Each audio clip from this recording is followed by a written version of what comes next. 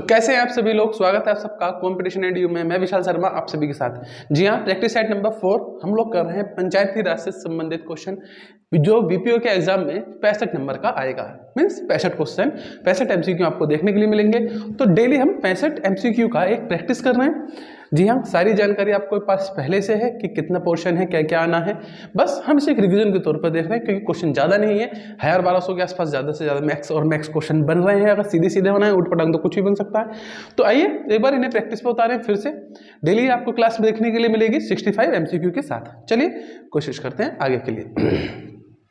पहला ही प्रश्न है, राष्ट्रीय परियोजनाओं के प्रसार के लिए जिन सेवाओं की आवश्यकता होती है उन्हें स्थानीय स्तर पर भली प्रकार संपन्न किया जा सकता है।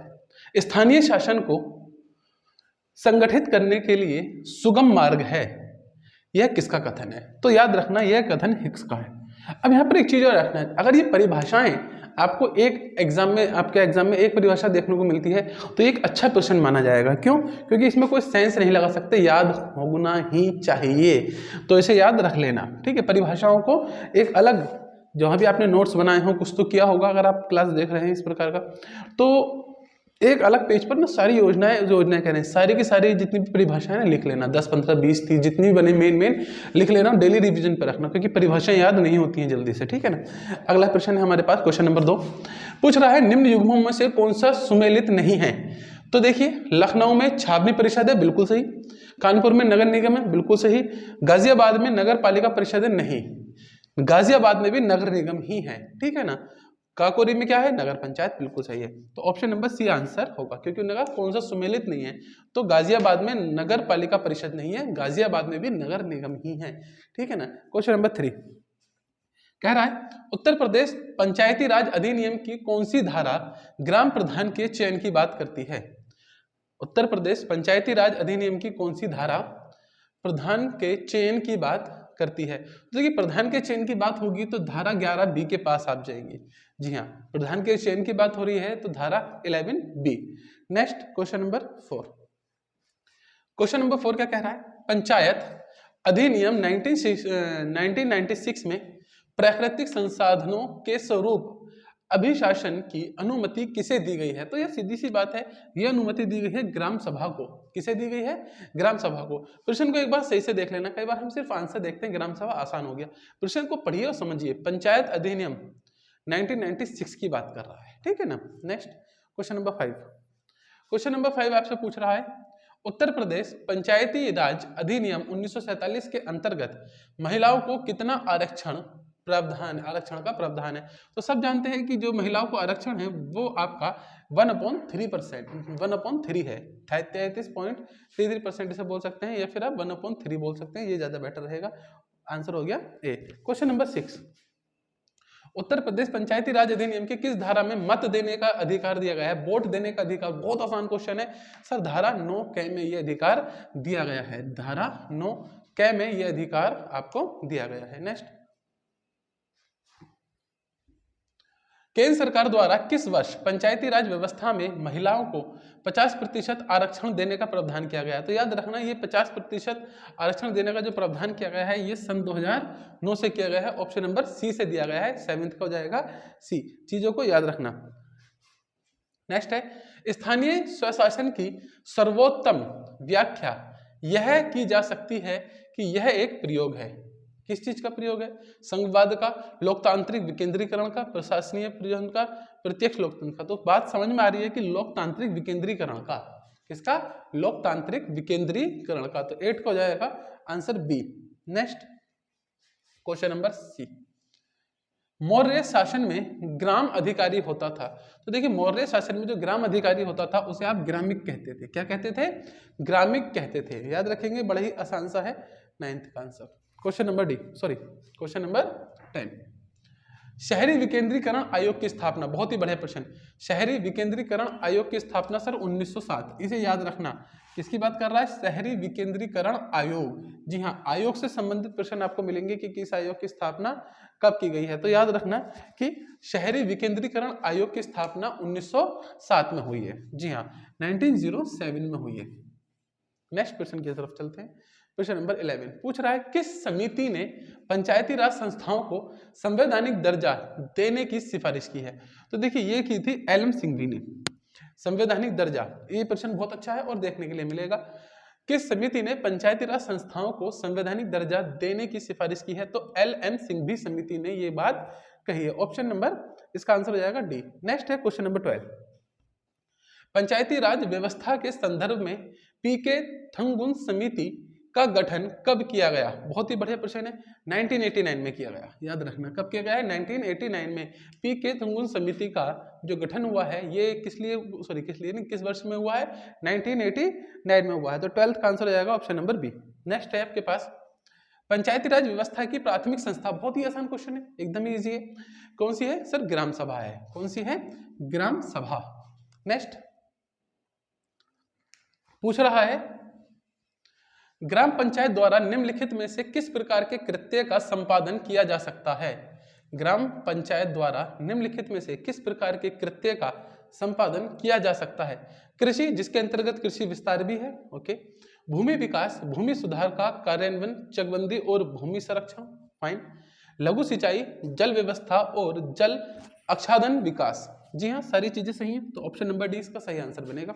चीजों को पढ़ें और समझें, कुछ नहीं है। क्वेश्चन नंबर 15 ग्राम पंचायत समितियों में ग्राम पंचायत सदस्यों का चुनाव, समझना, ग्राम पंचायत समितियों में ग्राम पंचायत सदस्यों का चुनाव किस माध्यम से किया जाता है। तो देखिए ये किसी भी माध्यम से किया जा सकता है। असल में हाथ खड़े करवा कर भी किया जा सकता है, सर्वसम्मति से किया जा सकता है और मतदान के द्वारा भी किया जा सकता है। ठीक है ना, जैसे क्लास में हम कर लेते हैं ना कि भैया कोई भी चीज़ है, मान लो क्लास चल रही है तो वहाँ पर हाथ खड़े करवा लेते हैं ना ऐसे कि भाई ये बात कौन कौन चाहता है कि सर हम चाहते हैं, हम चाहते हैं। जो हाथ खड़ा नहीं कर रहे वो नहीं चाहते, जो हाथ खड़ा कर रहे हैं। ऐसे ही सिंपल से तरीके से ये काम हो जाता है। पर मान लो उसमें मतभेद होते हैं या फिर लोग इस तरह से नहीं चाहते तो मतदान करवा लेते हैं, नॉर्मल है। ठीक है ना, यह सर्वसम्मति से किसी भी तरीके से ये हो सकता है। तो आंसर जाएगा ऑप्शन नंबर डी 15 का। क्वेश्चन नंबर 16 की बात करते हैं। 16 कह रहा है निम्नलिखित में से कौन सही सुमेलित है। तो सही सुमेलित को देखते हैं। मुख्य निर्वाचन अधिकारी राज्य सरकार, पहले से है। जो मुख्य निर्वाचन अधिकारी है इसकी नियुक्ति कौन करता है। सर इसकी नियुक्ति राज्य सरकार के द्वारा की जाती है, याद रखें। मुख्य निर्वाचन अधिकारी की नियुक्ति कौन करता है, राज्य सरकार करती है। 16 का हो जाएगा ए। क्वेश्चन नंबर 17 राज्य निर्वाचन आयुक्त की सेवा की शर्तों में नियुक्ति के पश्चात अलाभकारी परिवर्तन किसके द्वारा किया जा सकता है। तो याद रखना परिवर्तन किया ही नहीं जा सकता, इनमें से कोई नहीं आंसर होगा, कोई नहीं कर सकता इनमें से परिवर्तन अब। ठीक है ना। क्वेश्चन नंबर 18 प्रत्येक पंचायत में महिलाओं के लिए 1/3 आरक्षण का प्रावधान किस अनुच्छेद में है। तो देखिए महिलाओं के लिए जो 1/3 आरक्षण है वो 243 घ के 3 में है, याद रखना 243 घ के 3 में है। नेक्स्ट क्वेश्चन नंबर 19 मध्यवर्ती स्तर या जिला स्तर के किसी पंचायत के निर्वाचन संबंधी प्रावधान कहाँ वर्णित हैं। तो ये वर्णित है 243 घ के 5 ख में। ठीक है ना, 243 घ के 5 ख में ये वर्णित है। क्वेश्चन नंबर 20 की बात करते हैं। 73वां संविधान संशोधन अधिनियम के अंतर्गत निम्न में से कौन आदेशात्मक उपबंध का भाग नहीं है। तो पंचायत के सभी सदस्यों को पंचायत की बैठक में मतदान का अधिकार, बिल्कुल सही। ग्राम सभा की स्थापना ये भी आदेशात्मक है। पंचायतों का नियत कार्यकाल ये भी पहले से ही आदेशात्मक है कि 5 साल रहेगा, ऐसा कुछ। ग्राम सभा की शक्ति एवं कार्य, जी हाँ, ये आदेशात्मक नहीं है। ठीक है ना, ये कैसा है, ये विवेक पर निर्भर करता है आपके। क्वेश्चन नंबर 21 उत्तर प्रदेश क्षेत्र समिति एवं जिला परिषद अधिनियम 1961 किस समिति की सिफारिश पर क्रियान्वित किया गया था। तो बताइए, सीधा सीधा आंसर है सर ये बलवंत राय मेहता समिति। उत्तर प्रदेश क्षेत्र समिति एवं जिला परिषद अधिनियम 1961 किस समिति की सिफारिश पर क्रियान्वित किया गया था। तो याद रखना यह क्रियान्वित किया गया था बलवंत राय मेहता समिति की सिफारिश पर। तो 21 का 1 हो जाएगा। ठीक, मतलब ए हो जाएगा। निर्मल ग्राम पुरस्कार योजना की शुरुआत किस वर्ष की गई। निर्मल ग्राम पुरस्कार योजना की शुरुआत किस वर्ष की गई। चलिए 26 जनवरी 2003 को की गई है। ऑप्शन नंबर बी सही आंसर होगा 22 का। जी हाँ 22 का यार, बी सेकंड। ये 26 जनवरी नहीं था, ये था 15 अगस्त। ये 15 अगस्त पे जाना, 15 अगस्त 2003 ज़्यादा सही आंसर है ना, ज़्यादा सही है मतलब यही सही है ना, थोड़ा सा दोनों सेम डे हुआ है ना, सेम डे मतलब नेशनल हॉलीडे। चलिए, तो 15 अगस्त 2003 को निर्मल ग्राम पुरस्कार योजना की शुरुआत की गई थी। 22 का हो जाएगा ऑप्शन नंबर ए आंसर हो जाएगा आपका। 23 का देखेंगे। ग्राम पंचायत विकास योजना क्यों बनाई गई? समुदाय को निर्णय लेने हेतु सक्षम बनाना, बिल्कुल सही है। विकास कार्यों में पारदर्शिता एवं उत्तरदायित्व में बढ़ोतरी, बिल्कुल सही। ग्राम पंचायतों का समान सामाजिक, आर्थिक एवं व्यक्तिक विकास, बिल्कुल सही है। तो आप आंसर लगाएंगे ये सभी, बिल्कुल सीधा सीधा प्रश्न है। क्वेश्चन नंबर 24, 15वें वित्त आयोग ने, बढ़िया प्रश्न है, ठीक है ना, 15वें वित्त आयोग ने कृषि सुधारों को लागू करने के लिए सभी राज्यों के लिए प्रदर्शन आधारित प्रोत्साहन के रूप में कितनी धनराशि देने की सिफारिश की है? तो ये जो सिफारिश की गई है ये 45,000 करोड़ है। ये कितनी है? 45,000 करोड़। ये किसके लिए है? इस चीज को याद रखना, कृषि सुधारों को लागू करने के लिए। कौन से आयोग ने सिफारिश की है? 15वें वित्त आयोग ने सिफारिश की है। रकम कितनी है? 45,000 करोड़ है, ठीक है। क्वेश्चन नंबर 25, पंचायतों के संसाधनों की पूर्ति के लिए राज्य की संचित निधि में वृद्धि करने की अनुशंसा का अधिकार किसे प्राप्त है? तो सीधी सी बात है, ये अधिकार प्राप्त है वित्त आयोग को। जी हाँ, किसे प्राप्त है? वित्त आयोग को ये अधिकार प्राप्त होगा। क्वेश्चन नंबर 26, वित्त आयोग द्वारा की गई प्रत्येक सिफारिश को संसद के प्रत्येक सदन के समक्ष रखवाता है कौन? राष्ट्रपति रखवाते हैं साहब। कौन रखवाते हैं? आपके राष्ट्रपति साहब रखवाते हैं, क्योंकि संसद की बात हो रही है और संसद में ये काम आपके लिए कौन करवाता है? राष्ट्रपति साहब करवाते हैं। ऑप्शन नंबर 20 का सही आंसर होगा। 27 पूछ रहा है, उत्तर प्रदेश के तीसरे वित्त आयोग के अध्यक्ष कौन थे? तीसरे वित्त आयोग के अध्यक्ष कौन थे? तो याद रखना, ये थे सैयद अली ताहिर रिजवी। कौन थे? सैयद अली ताहिर रिजवी। 27 का आंसर होगा ऑप्शन नंबर बी। 28 पे चलते हैं।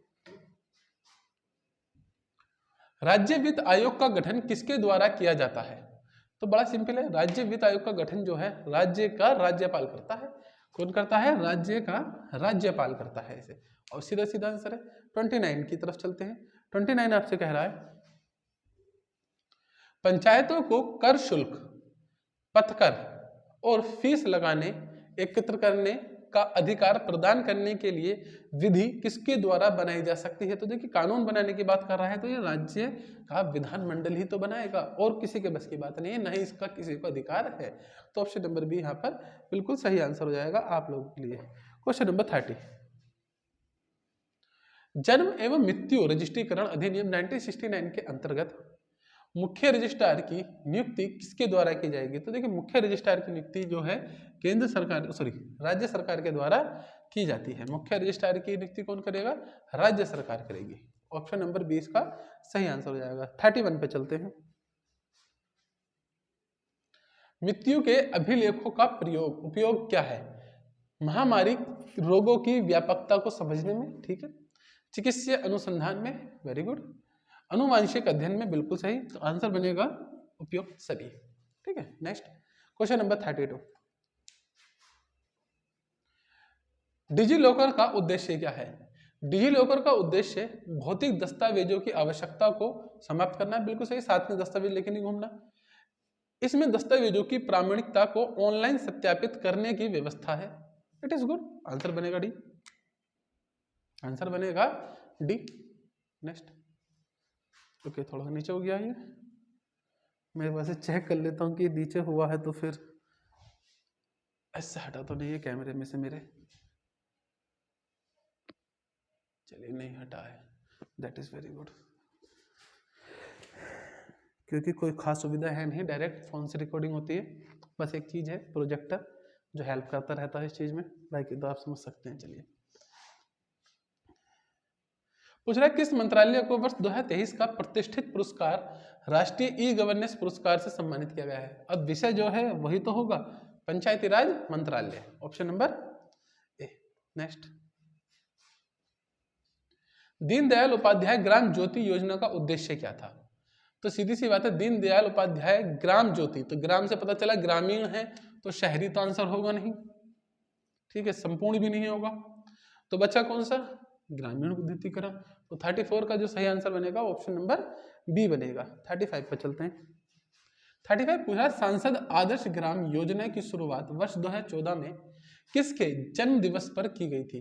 तो याद रखना, संसद आदर्श ग्राम योजना की जो शुरुआत की गई थी, यह की गई थी जयप्रकाश नारायण के जन्म दिवस पर। ऑप्शन नंबर 20 का सही आंसर बनेगा बच्चों। क्वेश्चन नंबर 36 पे चलते हैं। 36 क्या कह रहा है हमसे, प्रधानमंत्री किसान संपदा योजना, प्रधानमंत्री किसान संपदा योजना जी वर्ष 2016 में प्रारंभ की गई थी। कब प्रारंभ की गई है, वर्ष 2016 में प्रारंभ की गई है।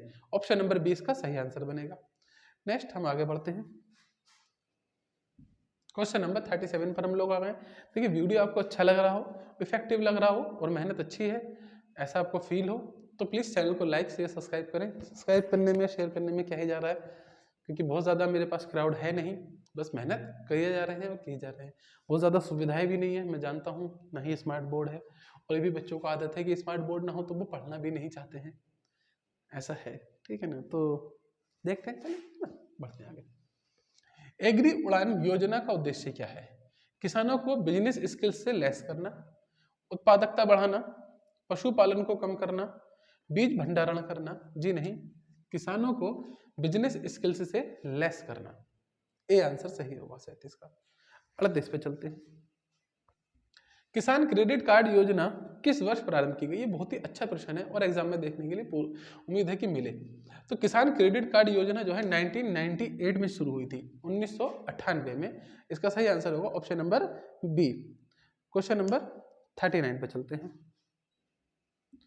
संपूर्ण ग्रामीण रोजगार योजना, संपूर्ण ग्रामीण रोजगार योजना की शुरुआत कब की गई, क्या है, संपूर्ण ग्रामीण रोजगार योजना जो है शुरू की गई थी सितंबर 2001 में। याद रखना, संपूर्ण ग्रामीण रोजगार योजना सितंबर 2001। 39 का आंसर बनेगा ए। 40 की तरफ चलते हैं।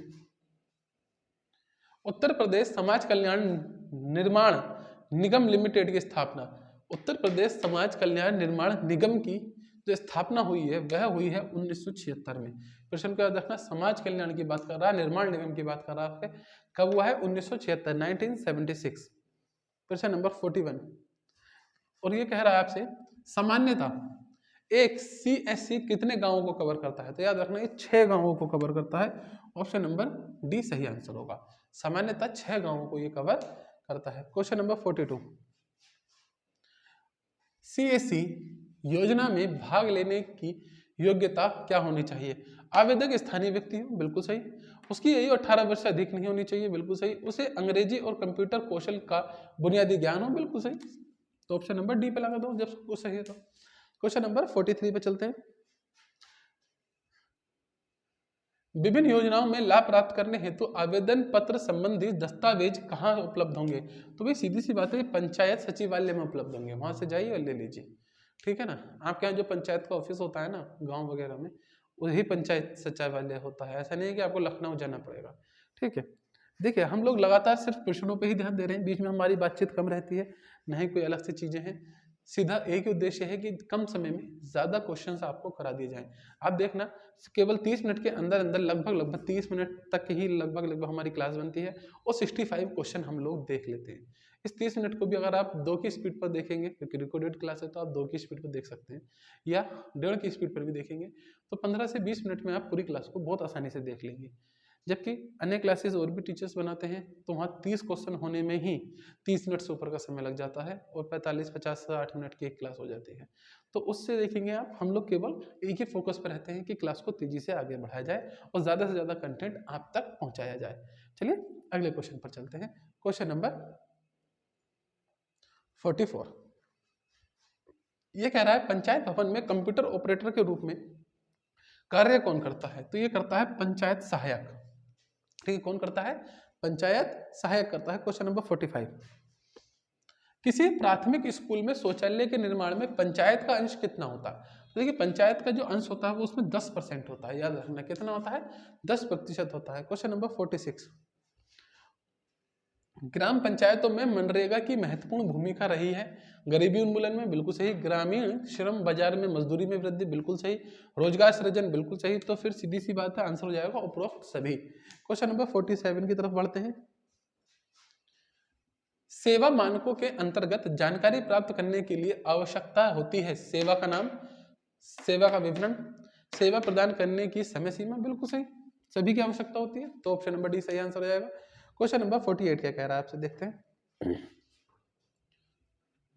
ये कह रहा है महात्मा गांधी राष्ट्रीय ग्रामीण रोजगार योजना के लिए वर्ष 2023-24 में वार्षिक बजट में कितनी धनराशि खर्च करने का प्रावधान किया गया है। तो बढ़िया क्वेश्चन और ये बन सकता है। तो देखिए इसके लिए जो खर्च करने की बात की गई है वो 60,000 करोड़ की बात करी गई है। याद रखना, बहुत ही बढ़िया प्रश्न है, अभी बता रहे हैं, ठीक है ना। 49 पर चलते हैं। स्वर्ण जयंती ग्राम स्वरोजगार योजना का नया नाम क्या है। स्वर्ण जयंती ग्राम स्वरोजगार योजना का नया नाम क्या है। सर इसका जो नया नाम है वह है राष्ट्रीय ग्रामीण आजीविका मिशन, ठीक है ना। एक चीज और देखो, यहाँ पर स्वरोजगार की बात हो रही है, तो प्रधानमंत्री ग्राम सड़क से तो कोई मतलब ही नहीं रहा ना। एक तो ऑप्शन ही हटा दो। मनरेगा अपने आप में अलग है, इसे हटा दो, तो ऑप्शन क्या बचा, बी। तो आप इस हिसाब से भी इसे खेल सकते हैं। यहाँ पर खेल आंसर क्या बनेगा बच्चों, बी बनेगा, 49 का बी। नेक्स्ट चलते हैं 50। स्वच्छ भारत मिशन ग्रामीण का दूसरा चरण किस समय अवधि के दौरान लागू किया जाता है। तो ये किया जाता है 2020-21 से 24-25 तक। याद रखना ये दूसरा चरण है, 2020-21 से 24-25 तक ये चलेगा। क्वेश्चन नंबर 51, ये बढ़िया प्रश्न है। Climate smart village pilot project Uttar Pradesh के कितने जिलों में संचालित किया जा रहा है। तो याद रखना ये 39 जिलों में संचालित किया जा रहा है, 39 जिलों में। ये कौन कौन से जिले हैं इससे याद करने की आवश्यकता नहीं पड़ेगी आपको, ठीक है ना। 52, अमृत सरोवर मिशन के अंतर्गत 15 अगस्त 2023 तक कितने हजार जलाशयों का निर्माण का लक्ष्य रखा गया। तो ये रखा गया 50,000 जलाशयों का।